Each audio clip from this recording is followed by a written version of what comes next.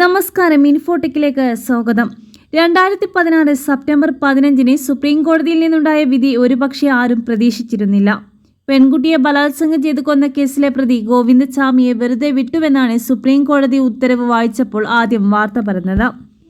എന്നാൽ വിധിന്യായം പുറത്തു വന്നതോടെ വധശിക്ഷ ജീവപര്യന്തമാക്കി ഇളവ് ചെയ്യുകയാണ് എന്നാണ് വ്യക്തമാക്കിയത്.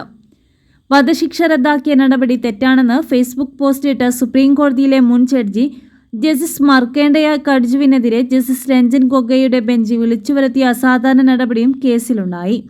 പുനഃപരിശോധന ഹർജി പരിഗണിക്കുന്നതിനിടെയാണ് ജസ്റ്റിസ് കട്ജുവിനോട് നേരിട്ട് ഹാജരാക്കാൻ ആവശ്യപ്പെട്ടത്. പെൺകുട്ടി തീവണ്ടിയിൽ നിന്ന് ചാടിയതാണെങ്കിലും തള്ളിയിട്ടതാണെങ്കിലും ഗോവിന്ദചാമി തന്നെയാണ് അതിനുത്തരവാദിയെന്ന് ജസ്റ്റിസ് കട്ജു വാദിച്ചു. തുടർന്ന് ജസ്റ്റിസ് രഞ്ജൻ ഗൊഗോയും ജസ്റ്റിസ് കട്ജുവുമായി കടുത്ത വാക്കേറ്റമുണ്ടായി. ജസ്റ്റിസ് കട്ജുവിനെ പിടിച്ചു പുറത്താക്കാൻ ആരുമില്ല എന്ന് വരെ ജസ്റ്റിസ് ഗൊഗോയ് ചോദിച്ചു. പുനഃപരിശോധന ഹർജി തള്ളുകയും ചെയ്തു. കേസിലെ രേഖകൾ കീറി പരിശോധിച്ച് വിടവുകൾ കണ്ടെത്തിയത് ജസ്റ്റിസ് ഗൊഗോയ് തന്നെയായിരുന്നു. ബലാത്സംഗം, ഗുരുതരമായി പരിക്കേൽപ്പിക്കൽ എന്നിവ സംശയാതീതമായി തെളിഞ്ഞു. എന്നാൽ തന്റെ പ്രവൃത്തി കൊണ്ട് പെൺകുട്ടി മരണപ്പെടുമെന്ന ബോധത്തോടെ ഗോവിന്ദചാമി കൊലപ്പെടുത്തിയെന്ന് കരുതാനാകില്ല എന്ന് കോടതി കണ്ടെത്തിയത്.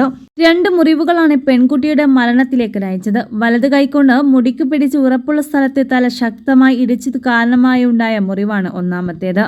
എന്നാൽ ഇതുമാത്രം മരണകാരണമാകുന്നില്ല എന്നാണ് പോസ്റ്റ്മോർട്ടം റിപ്പോർട്ട്. തീവണ്ടിയിൽ നിന്ന് ചാടിയപ്പോഴുണ്ടായതാണ് രണ്ടാമത്തെ സാരമായ മുറിവ്. പെൺകുട്ടി തീവണ്ടിയിൽ നിന്ന് പുറത്തു ചാടി രക്ഷപ്പെട്ടു എന്നാണ് വാതിനടുത്ത് നിന്നിരുന്ന മധ്യവയസ്കനായ യാത്രക്കാരൻ പറഞ്ഞത് എന്നാണ് 4-ാമത്തെയും 40-ാമത്തെയും സാക്ഷികളുടെ മൊഴി. പെൺകുട്ടി സ്വയം തീവണ്ടിയിൽ നിന്ന് ചാടിയതാകാനുള്ള സാധ്യത തള്ളാനാവില്ല എന്ന നിഗമനത്തിൽ സുപ്രീം കോടതി എത്തിച്ചേരാൻ ഈ മൊഴി നിർണായകമായി.